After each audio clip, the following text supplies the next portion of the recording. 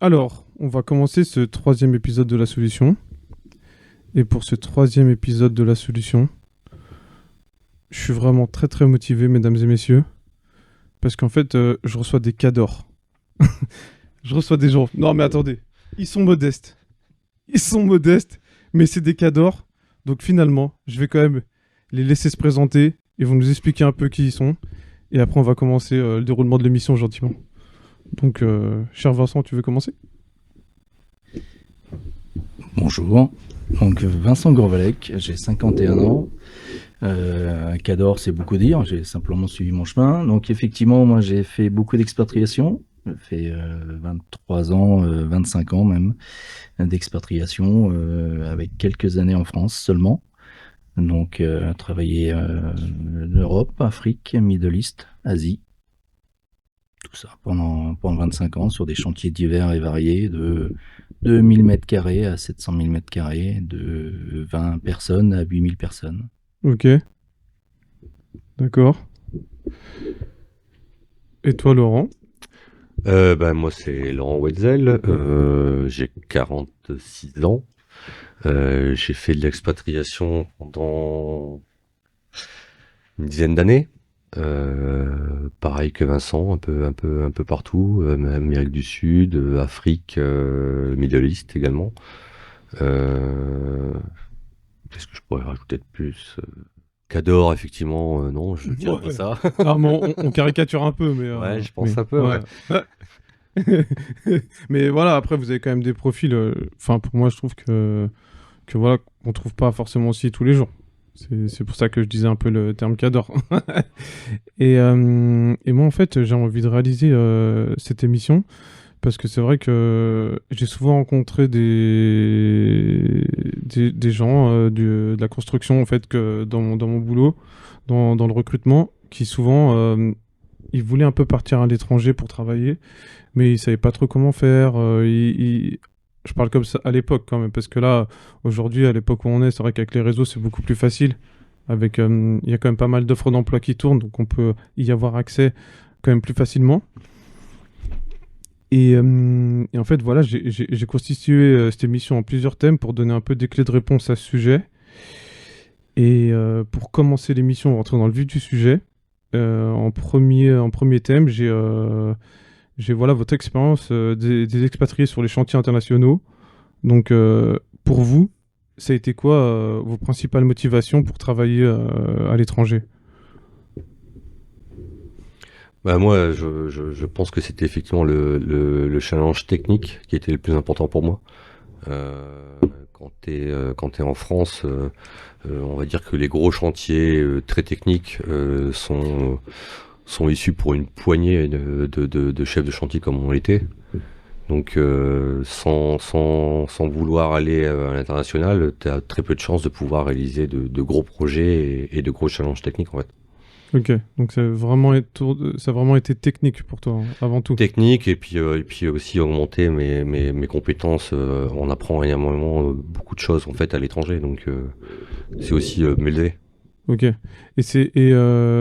T'as fait une demande ou ça a été par opportunité, on t'a proposé, puis finalement tu t'es dit peut-être que... J'avais l'avantage que dans l'entreprise où j'étais, effectivement, il y avait un portail pour les travaux, enfin pour les expatriations.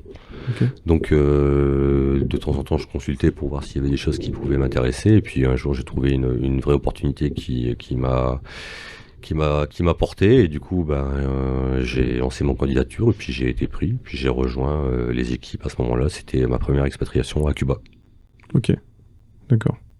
Et toi, Vincent, qu'est-ce que tu pourrais dire là-dessus? Moi, c'est totalement différent vu que moi, j'ai baigné un peu dans l'expatriation, vu que j'avais un oncle qui faisait l'expatriation depuis les années 60 et qui a fait quasiment toute sa carrière à l'étranger. Alors, lui, il a fait vraiment quasiment tous les pays du monde. Donc, moi, j'ai eu le virus très tôt. Donc, depuis que je suis gamin, j'ai toujours voulu travailler à l'étranger. Le virus de la construction, lui, est venu un peu plus tard, à l'époque du collège, on va dire. Ok, Donc moi, j'ai toujours su et voulu, travailler à l'étranger et en plus, dans la construction, me permettait effectivement de prendre cette voie. Et dès que j'ai fini mes études, j'ai eu l'opportunité de partir. Donc je suis parti à l'expatriation, j'avais 23 ans et je suis parti direct. Ok. Voilà. Et ton oncle, il était déjà dans la construction, il faisait Il autre n'était chose? pas dans la construction, il était autre chose. Non, Ok. non. Lui, il était dans l'énergie, on va dire. Ok. Voilà. Et donc moi, je suis rentré, effectivement, j'ai commencé par le Nigeria. Ok. Donc c'était il y a quelques années, on était au milieu des années 90, donc effectivement, c'était pas du tout la même période en termes de réseaux sociaux, communication et autres. Donc c'était un peu plus compliqué quand même. Un peu plus compliqué et différent. Ok. Mais toi finalement, t'as commencé un peu en national ou directement t'as fait Non, l'international? directement Ah, direct. l'international. Ouais. Ok. Non, je suis pas passé par la case France ou Europe. Ah, ça a été direct. Ok. Après, c'est une question d'opportunité. Hein. Moi, je suis allé prendre, de toute façon, on sort de l'école, on prend la première opportunité qui se présente, et puis pour faire déjà ses preuves et ses premiers pas. Et moi, j'ai eu l'opportunité de partir direct, donc je suis parti direct. Et puis, Et- du coup, je suis jamais, je suis rentré 23 ans plus tard. D'accord. Et, comment t'as vécu ta première expérience, on va dire, à l'étranger, quand t'as travaillé au Nigeria? D'ailleurs, c'est là où vous êtes rencontrés. On Je pense que vous disiez. s'est rencontrés au Nigeria, effectivement, sur le premier chantier que j'avais fait, moi en 95, on s'est retrouvés 20 ans après, sur le même chantier. Comment se présente, quand tu arrives à l'étranger, en fait, ça dépend de beaucoup de choses et de peu de choses à la fois, en fait. Ça dépend de comment tu arrives, dans quel encadrement tu arrives, dans quel contexte. Moi, je suis parti avec un gros groupe français. Donc ça veut dire que tu as l'appui de toute la structure. Donc on n'est pas largué dans un nouveau pays, on a une structure, toute la partie administrative qui est faite, toute la partie logistique qui est déjà en place.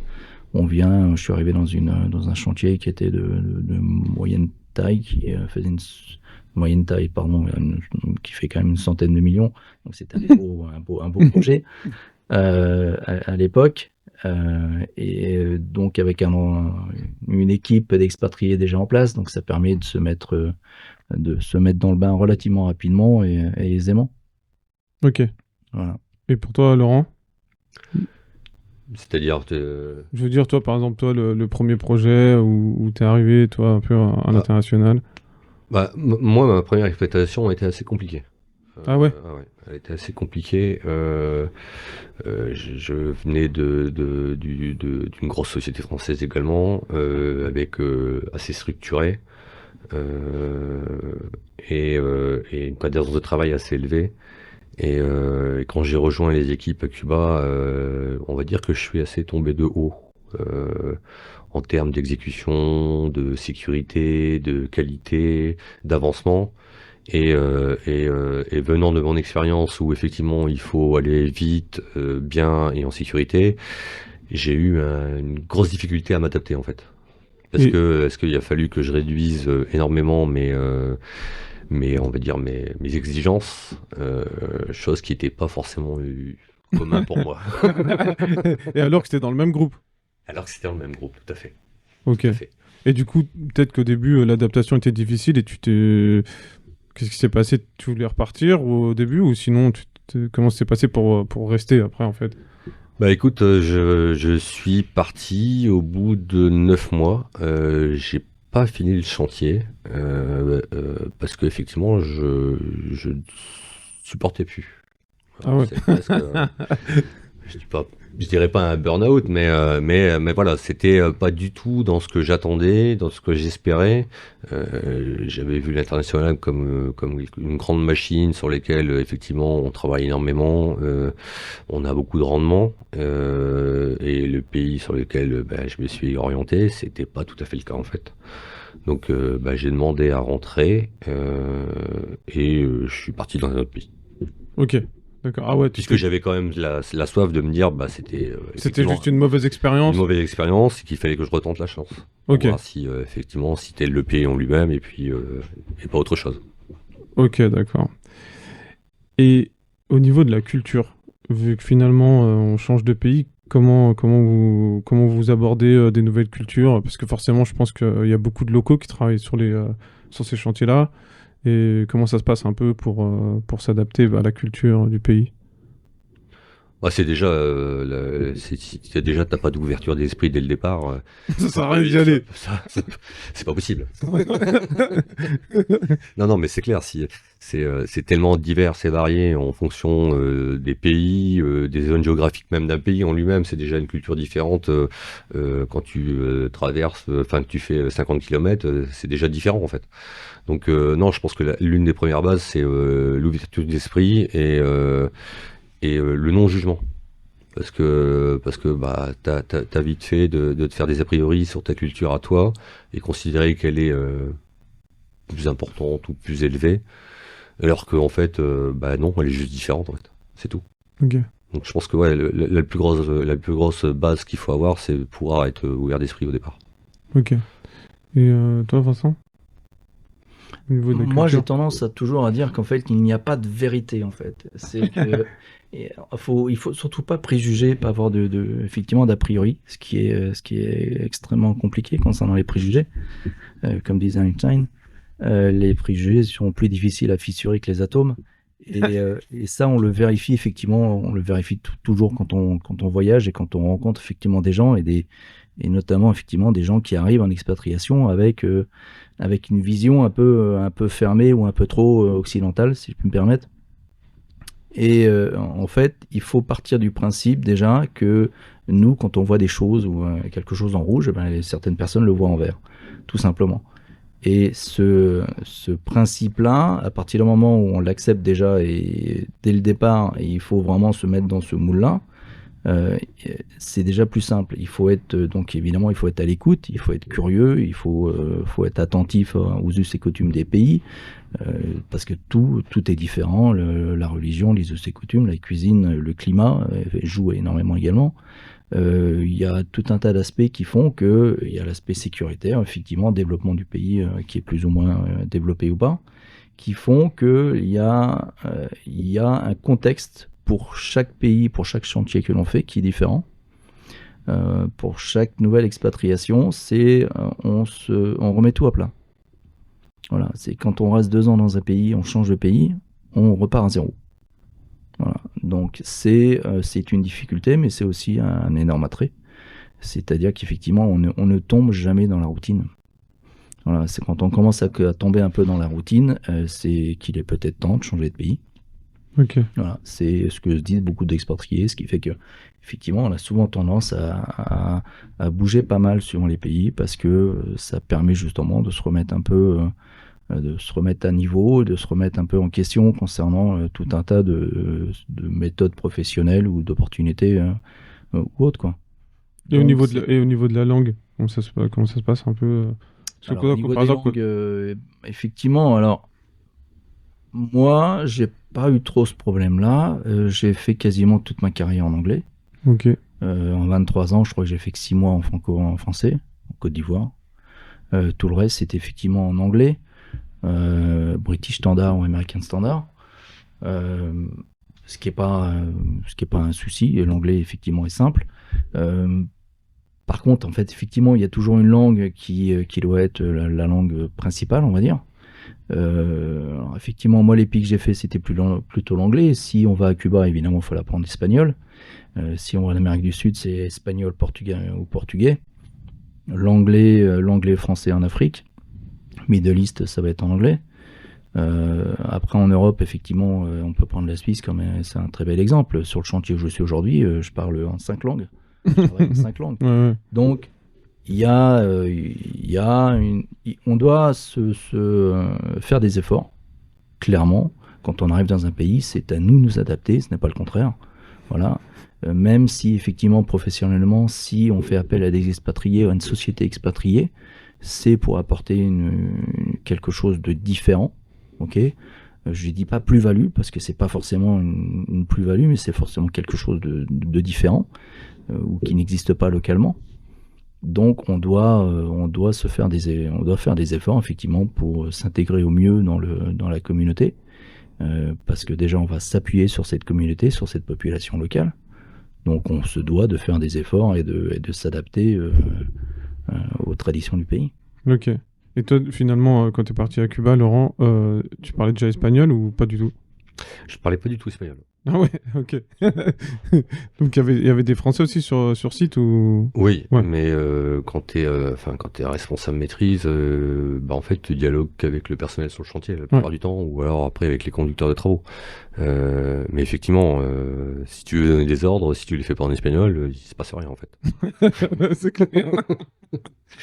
Et moi j'ai pas le même cursus au départ formation que Vincent. Moi je suis issu de l'apprentissage. Donc j'ai démarré à l'âge de 15 ans pour faire un CAP en apprentissage. Les langues, j'en avais pas fait avant. Enfin, Mm. j'avais fait un peu d'anglais et j'avais fait un peu d'allemand. Donc oui, c'était tout un apprentissage à faire sur place. Après voilà, comme on disait tout à l'heure, je suis parti avec un gros groupe, donc bah, j'ai eu le droit à un mois de formation espagnole en intensif. Ok. T'imagines bien ce que c'est qu'un mois de formation d'espagnol, 8 heures par jour. 2 heures, j'en avais déjà marre. Bon. Mais après, quand t'es sur place, il faut te faire comprendre. De toute façon, sinon, il se Ouais, passe rien. sinon c'est compliqué, quoi. C'est compliqué. Ouais. Après, il y a plein de méthodes. Hein. Il y a la langue, après il y a les signes, il y a les dessins. Dessiner, c'est très pratique des fois. Ouais, je sais de quoi tu parles. Ouais, et puis en fait, on se rend compte effectivement, alors, on part pas à l'expatriation pour des missions diplomatiques, nous. On part pour professionnellement, c'est du vocabulaire un peu précis, mais plutôt limité. Donc en fait, on n'a pas besoin de beaucoup de mots et de beaucoup de choses pour se faire comprendre et pour se comprendre en fait. À partir d'un moment, on va arriver à mettre des vocabulaires communs, ok, et de faire en sorte que chacun va se comprendre. Par contre, effectivement, il faut toujours s'assurer que les ouvriers du chantier ont compris les instructions. Donc, à un moment donné, effectivement, si la langue locale n'est pas l'indien, était vraiment une langue qui est compliquée à apprendre, il faut des interprètes. Et il faut toujours s'assurer qu'effectivement, les instructions qu'on a données, la formation qu'on a donnée, soient bien comprises. Donc, à un moment donné, on fait appel à des chefs d'équipe ou chefs de chantier qui permettent de traduire. Et malgré ça, il faut quand même s'assurer, effectivement, que ce soit toujours bien compris. Ça, c'est une des grandes difficultés, mais une des grandes règles, effectivement, c'est qu'il faut s'assurer que vraiment la personne qui est au bout de la chaîne ait bien compris ce qu'elle fait et comment le faire. Et vous avez eu parfois des surprises, par exemple Toujours. Même encore aujourd'hui. Ouais, forcément. Des fois, aujourd'hui, tu parles en français. Je trouve que un peu du mal à comprendre. Oui. Des fois, effectivement, de français à français, bon, on a l'impression de ne pas parler la même langue. Donc, oui, la communication et la base, effectivement, reste la langue. Ok. Oui. D'accord. Bah écoutez, merci pour ces explications. Je pense que là, je vais aborder un autre sujet, parce qu'en fait, on a un peu abordé les deux sujets. Donc là, je voulais parler de la logistique et de l'approvisionnement. Donc du coup, je voulais savoir un peu les défis logistiques qu'on rencontre pour approvisionner du matériau sur des chantiers à l'étranger. Par exemple, je pense que les grands groupes français, ils importent quand même pas mal de matériel, ou peut-être qu'ils achètent sur place, je sais pas, parce que souvent on travaille avec du matériel aussi français. Et savoir un peu comment ça fonctionnait. Si par exemple, est-ce qu'il y avait déjà tout sur site, ou est-ce que parfois il fallait approvisionner du matériel? Je te dirais que ça dépend des pays en fait. Ça dépend des pays et où tu travailles. On a quand même, on apporte énormément en fonction des pays. Le délai est le challenge le plus compliqué. La plupart du temps, tu commandes, mais tu sais que tu seras pas livré avant 3 voire 4 mois. Donc tu as une partie organisationnelle importante dès le départ pour préparer tes commandes. Et en parallèle, tu achètes aussi local pour démarrer. Puisque généralement, quand tu arrives sur le chantier, dans le mois qui suit, il faut démarrer. Donc tu prends en local pour commencer, puis tu commences à faire tes commandes et tu sais que dans 3-4 mois, tu auras ton matériel. Ou pas. Puisque Non, ça n'arrive que c'est possible que des commandes n'arrivent jamais. Ah, même 3-4 mois, c'est énorme en fait. C'est énorme. Faut quand même bien s'organiser en fait. Exactement, mais ça fait partie du rôle de l'expatrié aussi. Hein. C'est aussi pour ça qu'on le fait venir, hein, pour avoir cette vision globale d'un chantier et pas juste à 3 semaines ou 1 mois, mais sur le long terme. Et puis après, il faut prendre aussi en considération les règles des pays, leur manière de travailler, les circuits de douane. Mais après, tu as aussi des contextes géopolitiques qui sont aussi importants à prendre en compte. Je prends des exemples. J'ai travaillé pour, toujours pareil, pour un pays qui est le Turkménistan. On était au Turkménistan. Le contexte géopolitique a changé vis-à-vis de l'Iran et les États-Unis à ce moment-là. Mais le problème, c'est que notre route logistique passait par l'Iran. Ah ouais, d'accord. Donc il a fallu modifier toute la route logistique parce que derrière, il y a un embargo qui allait se lever. Donc il a fallu retravailler pendant des semaines sur des nouveaux itinéraires, trouver une nouvelle plateforme logistique, des nouveaux transports, que ce soit bateau, train ou camion. Donc le moindre instabilité politique peut modifier complètement la philosophie de ton chantier en fait. Ouais, carrément. Et toi, Vincent, qu'est-ce que tu dirais là-dessus? En fait, non, je vais rejoindre Laurent là-dessus. Après, en fait, le parti logistique, c'est un des plus gros, effectivement, aspects d'un projet. Après, ça dépend des pays, effectivement, ça dépend surtout de l'ancienneté du pays. Donc, effectivement, dans le groupe dans lequel nous étions, si on prend les historiques, les pays principaux en Asie, Singapour, Hong Kong, la Thaïlande, tout ça, c'est des pays qui ont des agences qui existent depuis déjà plusieurs années. Donc, en fait, cette question ne se pose pas. Donc, la logistique, elle est en place. Elle est maîtrisée. Elle est maîtrisée, elle est totalement en place et tous les projets, comment dire, l'aspect commercial du projet est déjà, tout est en place en fait dès le départ. Alors que quand on en arrive dans des pays, dans des nouveaux pays, par exemple, on a le chantier que j'ai fait au Middle East, donc c'était au Qatar, c'était un nouveau pays. Donc dans ces cas-là, effectivement, le groupe donc s'est appuyé sur des partenaires locaux. Okay, c'était quand même un très gros projet, vu qu'à la base, on a commencé à 1 milliard d'euros, on a fini à 1,5 milliard, pour faire simple. 8000 personnes sur site. Donc c'est gros, c'est énorme, c'est 30 000 mètres carrés. Voilà, c'est gros, donc effectivement, il faut des matériaux, il faut des ressources, il faut beaucoup de choses. Donc là, effectivement, le groupe s'était appuyé sur 2 partenaires locaux. Donc, ce qui permet effectivement d'aborder la partie logistique, aussi bien administrative, effectivement, dédouanement et autres, et fournitures, de façon beaucoup plus pérenne, on va dire. Après, effectivement, si quand on arrive dans des pays où on fait appel à des sociétés expatriées, c'est qu'on veut forcément une plus-value. Le client veut forcément quelque chose de différent. Une expertise. Une expertise, et quelque chose de différent. J'insiste sur le mot différent également. Donc ça veut dire qu'effectivement, ça demande la plupart du temps d'avoir des ressources effectivement qui viennent de l'extérieur. Donc, et ça, cet aspect logistique, il est pris en compte dès le premier design commercial, on va dire. Ouais, ok. Dès l'appel d'offres, en fait, ça c'est déjà pris en compte. Si on ne le prend pas en compte dès le départ, le projet n'est pas viable. Ah, tu m'étonnes. Voilà. Et la vision qu'on doit avoir, effectivement, la vision d'une commande, faut l'avoir à peu près à 6 mois. Et la vision, quand on commence le chantier, il faut déjà avoir la vision, effectivement, fin de projet. Et un chantier comme celui que tu as participé au Qatar, ça s'organise combien de temps à l'avance? Alors moi, je sais pas, mais c'est absolument énorme. Pour moi, en termes commerciaux et autres, c'est au moins 2 ans. Enfin, avant qu'on commence à mettre le pied sur le chantier, c'est entre 1 à 2 ans avant, minimum. Ouais, minimum. Déjà, en plus de faire valider qu'il y a vraiment... Oui, après, il y a toute la partie, effectivement, administrative et toute la partie politique. Effectivement, là, je rejoins Laurent sur l'aspect géopolitique. L'aspect géopolitique est extrêmement important, effectivement, dans certaines régions, oui. Ah bah, tu m'étonnes. Oui, dans certains pays, effectivement.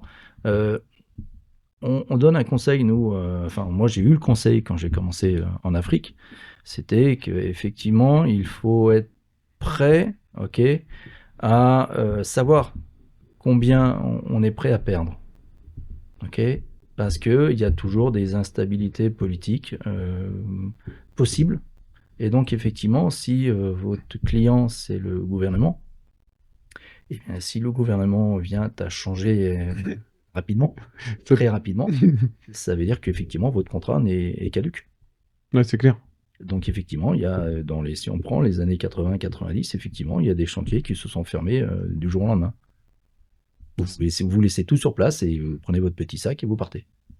Donc vous venez au boulot à 8h et à 10h, il faut prendre l'avion. C'est dingue. Hein. Ouais, donc faut vraiment être prêt à tout perdre, quoi, en gros. Il faut être prêt ou une bonne partie, en tout cas. En tout cas, il faut savoir combien on est prêt à perdre, effectivement. Il faut être pris toujours dans cette optique. Effectivement.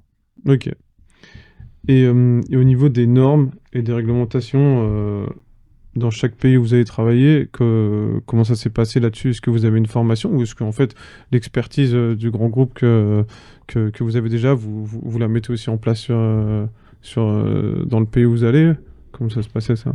En fait, alors comme on a fait toujours le même groupe, un groupe majeur, en fait tout est déjà pris en amont en fait. Tout est déjà prévu en amont, c'est-à-dire que l'appel d'offres effectivement est prévu avec ces normes locales, avec ces normes utilisées dans le pays local. Donc en fait nous, on exécute entre guillemets. Okay. Donc effectivement, on doit se remettre à jour suivant les pays que l'on fait. Après, il n'y a pas tant de normes que ça. Moi, j'ai quasiment fait que du British Standard. Voilà, c'est quasiment que ça. D'accord. Okay, avec le Middle East qui est un mix, on va dire, parfois du British ou de l'américain. Mais après, même chose, c'est pas nous qui allons designer une structure, qui allons designer quoi que ce soit en fait. Tout ça sur des gros projets qu'on a, tout ça c'est fait par des bureaux d'études spéciaux. Donc on n'a pas le même rôle sur site. Donc on a moins d'impact sur les normes, à part les normes effectivement sécurité. Les normes sécurité, en fait, encore une fois, c'est quand un grand groupe français se déplace, il se déplace avec ses normes de sécurité. C'est-à-dire qu'on va toujours prendre la plus contraignante. Ce qui est donc voilà. Donc on va partager notre savoir-faire aussi, mais aussi notre façon de faire par rapport à la population locale. On va les former effectivement à la sécurité et à la qualité. Okay. Donc c'est pour ça aussi qu'une société étrangère est choisie. C'est qu'elle apporte effectivement quelque chose de différent, mais vraiment aussi bien dans le produit final que dans la façon de le faire et dans la façon d'aborder effectivement l'aspect humain. Mais du coup, si on revient, Laurent, quand tu parlais tout à l'heure de Cuba, il y a un peu de problèmes de sécurité, tu disais. Oui. Et du coup, c'était à cause de quoi ça? C'était que ça n'a pas été adapté sur place? Je pense qu'en fait, l'Europe a énormément progressé très rapidement en termes de sécurité, il y a, je dirais, une quinzaine d'années. Mais le temps que ça parvienne sur d'autres pays, ça a mis un peu plus de temps. Mais aujourd'hui, par exemple, moi j'ai encore des contacts sur les chantiers de Cuba. Ils ont mis l'équivalence à ce qu'il y avait en France, par exemple. Donc c'est juste une question de temps en fait. D'accord. L'entreprise où j'étais était présente depuis un moment, mais le temps de faire évoluer les choses sur place, ça prend du temps. Donc oui, effectivement, moi j'ai été surpris. C'était pas mes standards de ce que j'avais appris, mais pour eux c'était déjà très élevé. Donc en comparaison, ça devient compliqué, tu vois. C'est pas si évident que ça. Okay. Donc eux c'était déjà élevé et difficile pour eux de s'adapter. Nous c'était déjà trop bas et difficile de m'adapter. D'accord, ok. Merci pour ta réponse, Laurent. Après, moi, je vais juste revenir sur les normes. Les normes. Alors, je suis pas tout à fait d'accord avec Vincent sur le sujet. Il fallait bien qu'on se contredise. Une raison. C'est ça qu'on aime. Les normes, non. On a l'obligation, pour moi, de les apprendre. Parce que techniquement, la règle française n'est pas la même que la règle anglaise ou que la règle qu'on peut avoir en Afrique du Sud, par exemple. Que je parle technique, quand on fait un contrôle qualité sur le chantier, si le recouvrement est de 60 en France, il est peut-être de 90 ailleurs, et si on veut faire de la qualité, on est obligé de se mettre à la page. On peut pas se dire que notre standard à nous, c'est la règle qui fait foi. Non, c'est le pays qui a ses règles, et ces règles, on doit les connaître pour pouvoir nous s'adapter à ça. Non, je vais juste rebondir là-dessus. Effectivement. Mais Alors, je me suis peut-être mal Non, mais moi j'ai compris ce que tu as dit, Vincent. Moi, je ne disais pas effectivement que la société venait avec ses règles. C'est qu'effectivement, on prend la règle effectivement du pays, bien sûr, du pays en question. De toute façon, toute la partie conception et design est faite avec les règles en vigueur. Donc là-dessus, on peut pas en changer, ça c'est clair. Moi, ce que je dis simplement, c'est qu'effectivement, moi, j'ai fait quasiment toute ma carrière en British Standard. Donc en fait, pour moi, c'était naturel, ça a toujours été naturel en fait. Et j'ai toujours utilisé quasiment les mêmes normes. Quel que soit, j'ai utilisé les mêmes normes sur 1, 2, 3 continents. Donc, 4 continents, sur même 4 continents. Okay. Donc moi, effectivement, j'ai pas ressenti. Par contre, je pense que les normes, effectivement, que ce soit Cuba ou Turkménistan, sont probablement différentes. Donc effectivement, il y a toutes les normes, effectivement, les normes quotidiennes, effectivement, de fabrication, telles que les recouvrements et autres. Effectivement, ça c'est quelque chose qu'on fait quand on arrive sur un chantier. C'est déjà sur les plans, mais on se refait toujours des petits aides-mémoires justement pour nous les connaître et puis également pour former la population. Donc là-dessus, effectivement, je te rejoins là-dessus. C'est quand même un terrain d'entente. Ok. Ouais. Et moi, je voulais intervenir sur le sujet du recrutement, c'est-à-dire que par exemple, et de la formation aussi. Quand toi, par exemple, tu as fait le chantier au Qatar et que ça a mobilisé quand même pas mal de compagnons. Ouais. Je sais pas à quel stade tu as intégré le chantier, si c'était au début, si c'était en cours. Comment ça s'est passé pour recruter des milliers de personnes en fait? Sur le projet, moi je suis arrivé, on était en terrassement. Terrassement, donc c'est un chantier de 7 hectares qui on faisait un trou de 12 mètres. Et puis on commence à creuser et à construire. En gros œuvre, donc le chantier en pointe est monté à 8000 personnes, tout corps d'état, plus management et tout compris. En gros œuvre, il me semble qu'on est monté à 2000-2005 sur deux équipes. Donc c'était équipe de jour, équipe de nuit, 6 jours sur 7. Donc ça fait du monde, ça fait de la logistique, effectivement.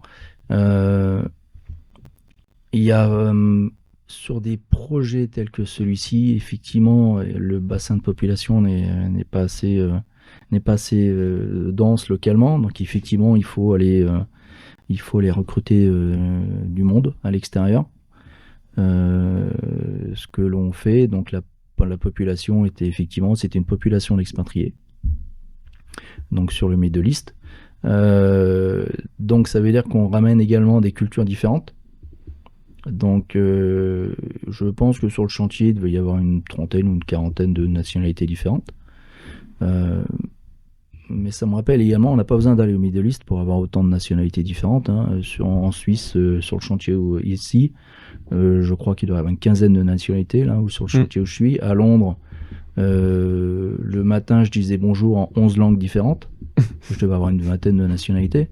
Donc, même en Europe, on a ce sujet de nationalités différentes, cultures différentes, pour revenir sur le premier sujet concernant les langues notamment. Donc, concernant effectivement ces populations que l'on fait venir, donc des compétences diverses et variées. Donc, ça veut dire que la formation, c'est le premier sujet. Donc, d'abord information, puis formation. Sur ce projet-là, nous, on faisait un petit quart d'heure sécurité tous les matins, 15 minutes de formation et de rappel. Donc déjà expliquer effectivement quel était ce qu'on faisait dans la journée. Et puis de rappel de sécurité de base. Le casque, les chaussures, les gants, les protections des yeux et autres. Et c'est tous les jours, 15 minutes, toujours, 15 minutes, toujours. Tous les jours.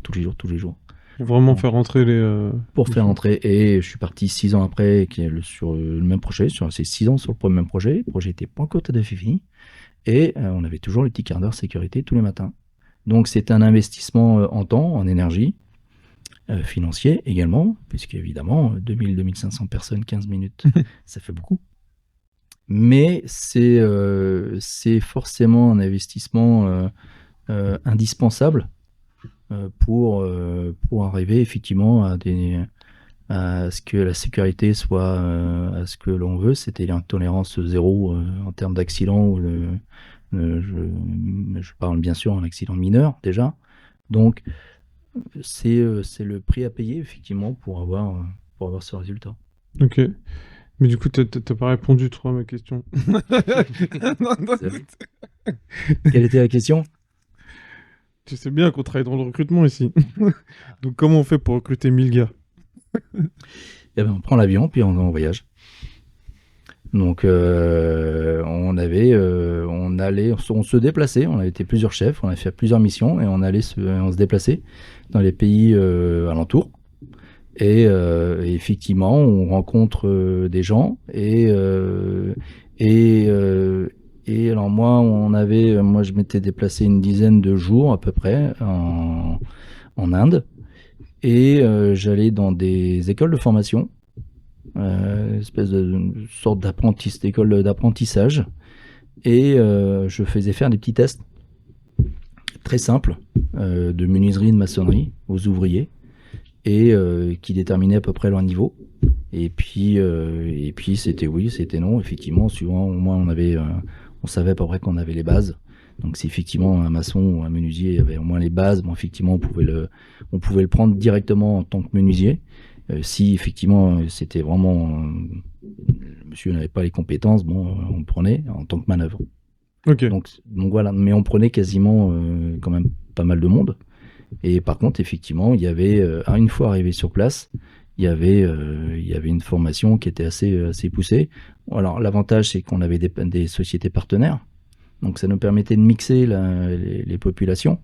Et on mettait jamais une équipe entièrement neuve. Okay, on mixait toujours les compétences et les langues et ainsi de suite, et les anciennetés dans le pays également. De façon à ce que les gens ne soient pas livrés à eux-mêmes tout de suite, immédiatement, de façon à ce qu'ils soient toujours encadrés. Et puis au fur et à mesure que le chantier grossit, les équipes également grossissent et à partir d'un certain moment, on redécoupe les équipes et on redistribue encore et on réorganise comme ça. Donc, les décisions de recrutement, fallait les faire quand même assez vite pour recruter beaucoup de monde. C'est des décisions, effectivement, mais encore une fois, ça fait partie de l'anticipation. C'est qu'on sait 6 mois ou 9 mois à l'avance qu'effectivement, à telle période, à tel moment du planning, on va avoir besoin de 2, ou 3, ou 400, ou 500 personnes supplémentaires, ou 50. Et là, effectivement, ça se planifie, mais plusieurs mois à l'avance. Oui. Ok. Et toi, Laurent, t'as eu un peu sur certains chantiers à recruter aussi pas mal de personnes et à former? Énormément, énormément. Mais à côté de ça, je te dirais que la méthode de recrutement ou de formation, elle diffère en fonction des pays en eux-mêmes. Tu as certains pays où il faut privilégier la manœuvre locale, mais sur laquelle elle peut ne pas s'entendre dans une même ville, par exemple. Je te parle d'une situation, par exemple, certains pays où tu recrutes 500 personnes dans la ville, mais c'est 4 communautés différentes. Tu sais que tu peux pas les mettre aux mêmes endroits sur le chantier, parce que tu sais que tu peux avoir des problématiques. T'as d'autres chantiers, t'as d'autres pays où la main-d'œuvre locale est déjà très qualifiée et en fait, bah tu l'as fait que la faire venir en fait. Tu t'accompagnes de chefs de chantier locaux qui connaissent de la main-d'œuvre sur place et eux te feront des équipes et recrutent par eux-mêmes directement. Ils ont beaucoup de marge de manœuvre sur ce sujet.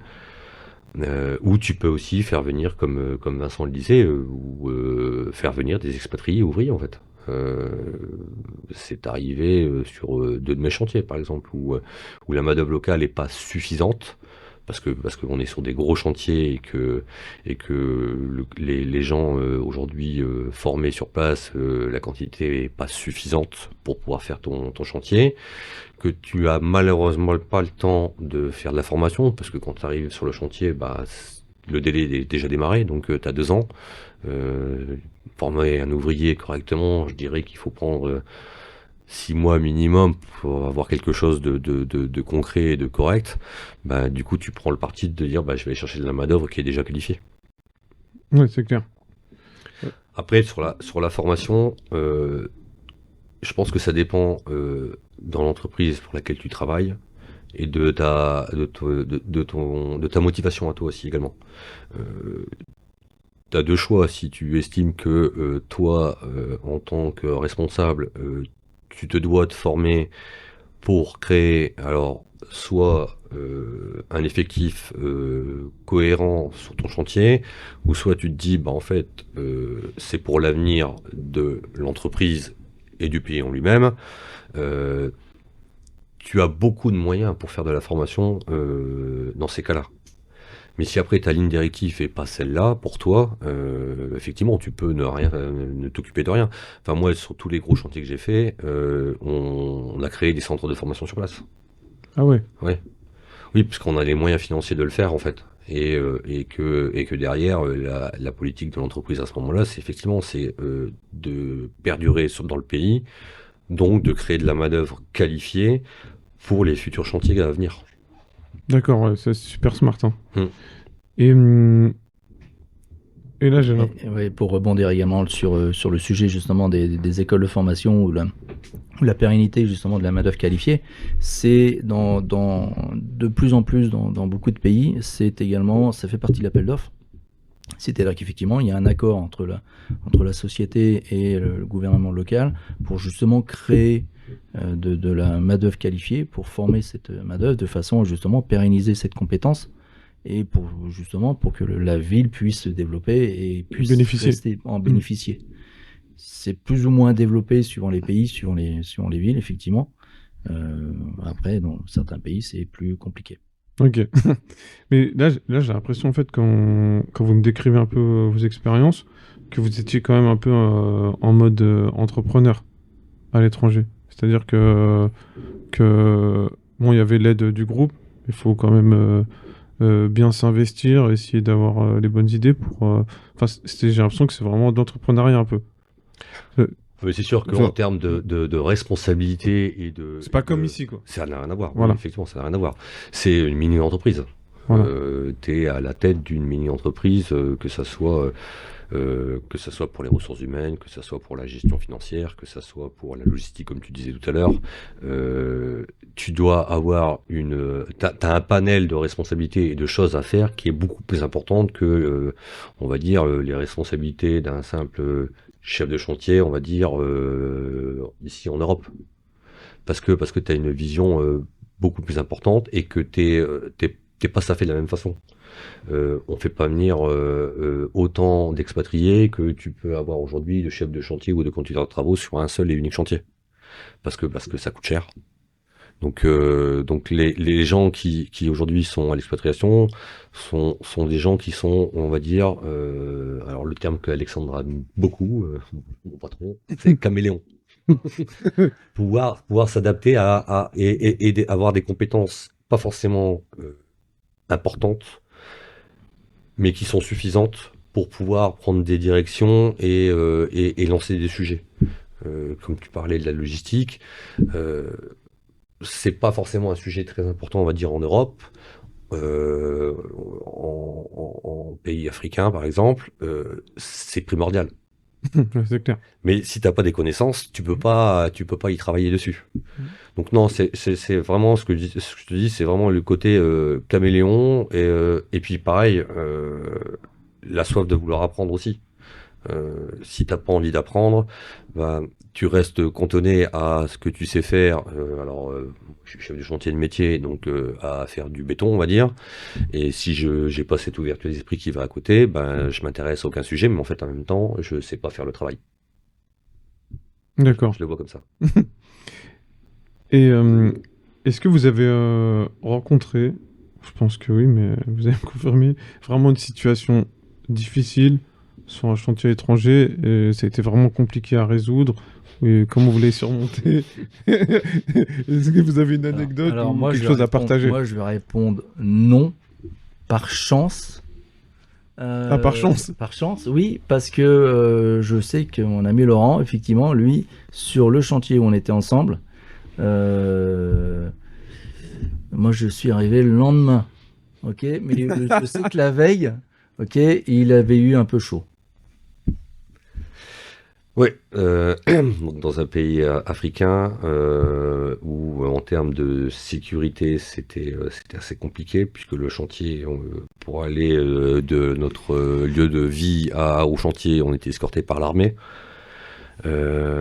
Sur le place, on avait une compagnie de sécurité privée plus des militaires sur place pour assurer notre sécurité Sur le chantier. sur le chantier. Ah ouais, Tout à fait, ça veut dire que c'était tendu. Oui, c'était. Et nos bureaux étaient conçus comme des cellules de survie. Oui, exactement. Tout à fait. Et puis, on a eu un mouvement de grève sur le chantier et je te parle, on avait à ce moment-là, on était 200 ou 300 ouvriers, je crois, de mémoire. Et puis, ça s'est, Les ouvriers, c'était de locaux. des locaux, oui, tout à fait. Mm. Ça s'est échauffé. Du coup, en tant que responsable, j'ai été sur place pour essayer de tempérer, essayer de comprendre le sujet. Et puis au bout de 10-15 minutes, ça a continué à s'échauffer davantage. Et là, la décision a été prise par les responsables sécurité de nous évacuer immédiatement.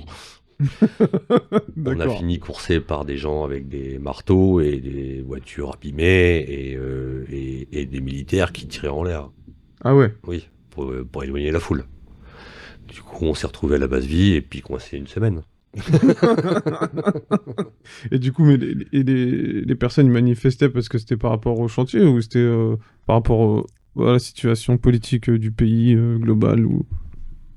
Alors, c'est un mixte. C'est un mix. Mais parce qu'après, voilà, sur un chantier, la politique s'y mêle aussi également. Euh, Comment dire? Le sujet en lui-même, je ne saurais pas vraiment te l'expliquer parce que c'est un mouvement de foule qui s'est créé pour des mécontentements qui pouvaient aller du salaire sur place, de conditions de travail sur place, mais en parallèle, on avait un gros problème de communautés voisines qui travaillaient ensemble et qui ne s'apprécient pas. Tous les sujets se sont mixés. Et le problème, c'est qu'une fois que tu as 2 ou 3 meneurs qui sont écoutés, mais comme on peut le voir aussi en Europe sur certaines manifestations, les gens ont même perdu pour y râler en fait. Ouais, l'essence de Ouais, base. l'essence de Ouais, même. ouais. Donc l'expliquer, non. Après, c'était un pays compliqué, politiquement sur place, très pauvre. Moi, de mémoire, je me souviens très bien, en plus, parce que j'étais en charge également de ça, mais on payait les ouvriers plus que ce qui n'était payé dans toutes les autres entreprises. On avait des conditions de travail qu'on avait franchement mis en adaptation avec des normes européennes. On avait fait les choses bien, mais l'esprit contestataire à ce moment-là était plus Il élevé. était trop violent. Ouais, trop violent. Ouais. Mm. Et puis c'était un pays où effectivement où l'européen n'était pas forcément apprécié. Mais donc c'était vraiment chaud, quoi. C'était vraiment vraiment très compliqué. Et ça a été très compliqué tout le long du chantier. Ouais. Et ça a duré combien de temps, le chantier? Le chantier, je l'ai quitté au bout d'1 an et quelques, je crois. On en restait un peu moins d'un an. Ouais. Là-dessus. Le chantier devait durer 2 ans, il a duré 7 ans. Ok, 7 ans. Ouais, 7 quand ans. même. Ouais. Et je pense que c'est des grosses pertes financières de l'entreprise. Et toi, Vincent, en fait, t'es arrivé le lendemain, c'est ça? Ouais. Quand il y a eu cette grève? Je suis arrivé le lendemain. Il me semble que je suis arrivé le lendemain, effectivement, ou 1 ou 2 jours après. Donc c'était plutôt. Il n'y a pas que des pays non plus. Non, c'est sûr, c'est sûr. agressifs. Donc finalement, toi, t'es arrivé sur le chantier le lendemain. Je suis arrivé le chantier 1 ou 2 jours après, effectivement, après sa petite course. T'étais au courant déjà que c'était un peu tendu avant d'arriver? De toute façon, à partir du moment où on signe pour aller pour ne pas le citer, on sait où on va. Donc effectivement, on sait où on va, et s'il y a effectivement quelqu'un de nouveau à l'expatriation qui ne connaît pas l'entreprise se doit humainement et éthiquement de prévenir effectivement le contexte. Si vous n'arrivez pas effectivement. Alors après, c'est pas, encore une fois, je ne jette pas le encore une fois, ça va être compliqué politiquement, mais il y a plusieurs régions totalement différentes. Et là, effectivement, là où on était, c'était sud, faut pas les citer, c'est plus compliqué. D'accord. Voilà. Mais quand on y va, oui, on sait où on va, on sait où on met les pieds. Donc on se prépare. Et même si on prend un parcours, c'est 1 heure de bateau entre les deux, est une île, il y a 1 heure de bateau, c'est pas le même contexte. C'est plutôt sécurisé. Ok. Alors que non, on était effectivement dans une base vie avec des murs, des barbelés, avec des gardes à l'entrée, c'est entièrement gardé, on ne rentre pas, on ne sort pas, et on ne se déplace pas sans escorte. Compliqué, quoi. Voilà, mais on le sait. Donc voilà, donc on sait pourquoi on y va. Donc du coup, vous viviez sur site ou On vit sur site, on était tous basés dans la même base vie, ouais. et vous sortiez pas beaucoup alors? Très Si, peu le dimanche très pour peu. aller faire un golf et pour aller faire ses courses. Ok, d'accord. Donc ouais, c'est quand même une sacrée anecdote ça. Et toi, donc du coup, toi, t'as jamais vécu trop compliqué? Moi, j'ai toujours eu un peu de chance, on va dire. Moi, je suis toujours à peu près passé à travers, ouais. Pas un train, ouais. Ok. Hmm. D'accord.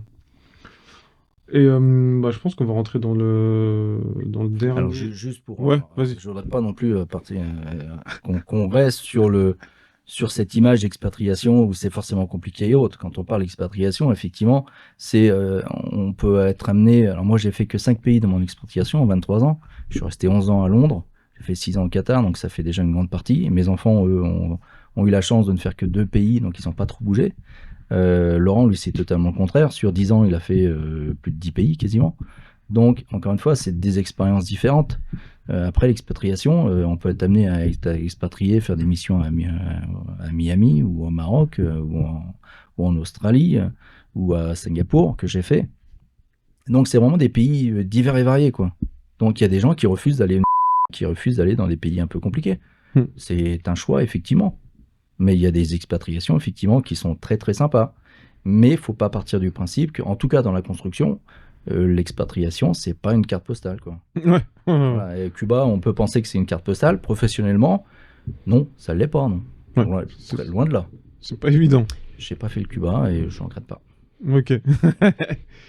Et du coup, en dernier thème, j'avais Qu'est-ce que vous avez comme conseils et recommandations pour les personnes qui voudraient s'expatrier, partir un peu à l'aventure?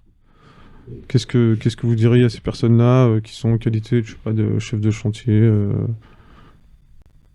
conducteur de travaux ou autre Déjà, il faut avoir le caractère pour, c'est-à-dire il y a toujours des mots qui vont revenir forcément, c'est l'ouverture d'esprit, la tolérance, curiosité culturelle, d'abord, avant de parler professionnel. Curiosité effectivement culturelle, l'humilité. Alors il faut à la fois de l'humilité et de la confiance en soi. Donc effectivement, on sait pourquoi on y va, il faut qu'on apporte forcément une plus-value professionnelle par rapport à ses compétences. Et après, il faut également de l'humilité, il faut être patient et comprendre la population locale et le pays dans lequel on vit. Il ne faut pas oublier qu'on est un étranger dans un pays d'accueil. Donc, on se doit déjà de respecter les us et coutumes de la région et du pays, et de s'intégrer. C'est c'est un devoir. Donc, on s'intègre effectivement dans cette culture. Après, effectivement, professionnellement, il faut être évidemment curieux.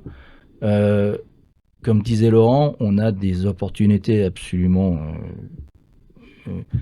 exceptionnel de projets divers et variés, c'est-à-dire qu'effectivement on a des projets de stade, on peut faire des tours de grande hauteur, on peut faire du génie civil, on peut faire des hôpitaux, on peut faire des écoles, on peut faire du logement simple, mais on peut faire vraiment de tout et à grande échelle, c'est-à-dire qu'effectivement à l'international, en tout cas pour les groupes, le groupe pour lequel on a travaillé, c'est des chantiers moyens, c'est 60 à 100 millions, c'est moyen. Voilà. Donc après le Qatar, effectivement, 1 milliard, 1,5 milliard, c'est exceptionnel. Il me semble que c'était le plus gros historique sur un projet. Mais voilà, c'est le chantier d'une vie. Ah, c'est clair. On n'a qu'une seule fois cette opportunité dans sa vie, clairement. Sauf si effectivement on reste vraiment sur l'étranger, où ces opportunités-là, on peut les avoir plusieurs fois. Ouais. Ça, c'est clair, suivant les pays, effectivement. Voilà. Ok. Et toi, comme conseil, recommandation, qu'est-ce que tu donnerais, toi, Laurent? Bah, je rejoins tout à fait Vincent sur le fait qu'effectivement, ce qui est primordial, c'est l'ouverture d'esprit, savoir s'adapter. Je conseillerais pour des jeunes qui veulent se lancer de passer par un gros groupe qui sera plus sécuritaire pour eux, avec des moyens et des possibilités différentes, que de rejoindre avec son pactage une entreprise locale qui peut vite être compliquée. Pour avoir vécu les deux situations, ça peut être... faut utiliser aussi les moyens qu'on te met à disposition. Je te dis, les gros groupes ont des moyens de t'apporter des choses. Après, je dirais qu'il faut avoir une grosse envie d'apprendre et une grosse capacité à emmagasiner énormément d'informations très très rapidement pour pouvoir les utiliser rapidement sur le chantier ou dans la vie quotidienne aussi également. Il n'y a pas que quand tu es à l'expatriation, le pays, tu fais pas que travailler, tu y vis, tu y manges, tu y côtoies des gens et tu apprends énormément de choses pour toi personnellement, mais aussi pour le professionnel. Euh, Il y a également un autre sujet qu'on n'a pas réellement abordé, mais c'est effectivement, il y a la partie professionnelle, certes, mais il y a également la partie familiale. Ouais, Donc c'est pas effectivement, familial, exactement. il y a plusieurs expatriations. C'est qu'effectivement, on peut faire une expatriation en célibataire ou en famille. Et soit effectivement, on part, on prend son sac à dos et on va dans un pays, ok, de nous-mêmes, et on trouvera du boulot, on verra, ok, on y va, en backpackers. Ou alors, effectivement, on part avec un gros groupe européen, ok, dans lequel, effectivement, on part dans une structure qui est vraiment en place. Et là, on y va soit en lycée des terres, soit en famille. Euh, Encore une fois, par rapport à la culture du pays et autres, l'installation de la famille, c'est pas simple. C'est pas simple parce que là, on a des facteurs différents. Il y a effectivement le développement du pays en termes de santé, en termes de transport, en termes de logement, en termes de sécurité, comme on en parlait. Donc effectivement, il y a certains pays où faut pas y aller en famille, clairement. Euh, Par exemple, de toute façon, là où on était dans le sud, le groupe n'envoyait pas de famille. Et de toute façon, moi, j'aurais pas envoyé de ma femme, ça c'est clair. Donc après, effectivement, le Qatar en famille, par exemple, pour mes enfants, pour ma femme, ils se sont extrêmement bien plu. Ils sont restés 6 ans dans ce pays-là, dans un lycée français, qui est d'excellente qualité. Et ma femme également a pu travailler également très facilement et très simplement. Et en plus, c'est un pays extrêmement sûr. Donc familialement, effectivement, suivant les pays, Singapour également, c'est très simple. Londres, évidemment, pour moi, c'est pas l'expatriation quasiment. Donc suivant les pays, le contexte familial va jouer énormément. Donc c'est pas une décision qu'on peut prendre. Si effectivement on part en célibataire, ça c'est une chose. Mais si on se déplace en famille, là, faut l'anticiper. Il faut vraiment réfléchir longuement Ce qu'on au fait, sujet, quoi. quoi. Parce que effectivement, ça implique beaucoup de choses qui sont pas simples. D'accord. Et toi aussi, toi, tu partais tout seul ou est-ce que t'es Non, moi je partais tout le temps en célibataire. en célibataire? Ouais. Ok, ouais. Ouais, j'ai fait beaucoup enfin, ouais, toutes mes expatriations étaient en célibataire pour des raisons diverses et variées, hein, parce que madame voulait pas forcément suivre, parce que derrière les pays que j'ai réalisés étaient effectivement, quand on parlait sécurité, pouvaient être très compliqués. Et puis c'est pareil, c'est qu'on disait tout à l'heure, c'est que faut savoir s'adapter et c'est pas à la portée de tout le monde en fait. Et en ce temps-là, madame avait pas cette capacité de pouvoir vivre différemment qu'à l'européenne. Ok, ouais, c'est sûr. Ouais. Ça aussi, il faut être ouvert d'esprit, comme on Ouais. disait au début. Ok. Oui, parce que pour encore finir sur l'aspect familial, il y a effectivement l'éducation, il y a l'école, tout ça, c'est bien effectivement, mais il y a également il y a l'éloignement ou l'isolement social effectivement du conjoint ou de la conjointe. Et ça, c'est extrêmement important effectivement. Donc si vous avez beau effectivement le groupe vous propose un poste effectivement qui est parfait, vos enfants sont à la limite sont bien à l'école, mais si effectivement votre conjoint, votre conjointe s'emmerde et il n'y a rien à faire et c'est totalement isolé et à la fois de la famille effectivement en source en Europe et vous avez des horaires de travail qui sont quand même assez très larges. Donc déjà nous ça a toujours été 6 jours sur 7. OK, quand on livre un chantier, on fait en général du 7-7. OK, on va voir même le tour du cadran quand faut bosser la nuit et autres. Donc effectivement, il y a toujours un risque d'isolement effectivement social de la conjointe ou du conjoint. Donc ça, c'est quelque chose qu'il faut toujours aussi également appréhender et gérer et savoir gérer. Il y a beaucoup effectivement d'expatriés qui repartent parce que la famille n'arrive pas à s'installer. Ouais, des fois, ça n'a pas été évident à gérer. Hein. C'est pas Ça. toujours évident, non. Parce que ouais, c'est vrai que c'est pas facile. Et du coup, pour conclure un peu cet épisode, est-ce que vous avez un mot peut-être à rajouter ou autre ou pour clôturer, mon cher Vincent? Merci. C'est déjà top. Et toi, mon cher Laurent? Ce que je dirais, c'est que un dernier petit conseil pour les gens qui voudraient faire de l'expatriation, il y a une multitude de pays qui peut être intéressant, avoir envie de travailler. Ce que je conseillerais, c'est quand même de pas rester trop longtemps dans un pays. Pourquoi? Parce qu'après, on a tendance à s'adapter et on n'a plus cette marge de progrès qu'on a en voyant autre chose en fait.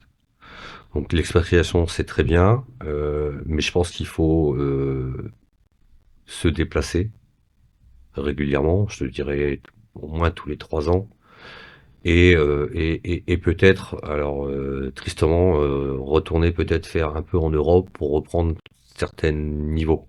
Puisque on peut remarquer que l'Europe évolue beaucoup plus rapidement en termes de technique, en termes de normes, de règles, et que de temps en temps on reprend une petite fée de nouvelles choses, c'est intéressant et c'est aussi bénéfique pour le prochain pays que tu réaliseras derrière, puisque tu reviendras avec des nouvelles compétences. Ok. Bah écoutez, je vous remercie pour le mot de la fin. Moi, ce que j'ai rajouté, c'est que c'était un épisode passionnant. J'ai appris beaucoup de choses. Et je remercie la société Neurogroup d'avoir libéré du temps. Alors, de Cador, je rajoute. et c'était vraiment sympa. Et j'espère que ça va aider, ça va donner des clés, un peu de réponse à certaines personnes qui hésitent avant de se lancer à l'expatriation. Donc voilà, et ben je vous remercie et puis à très bientôt les gars. Merci à toi. Au revoir.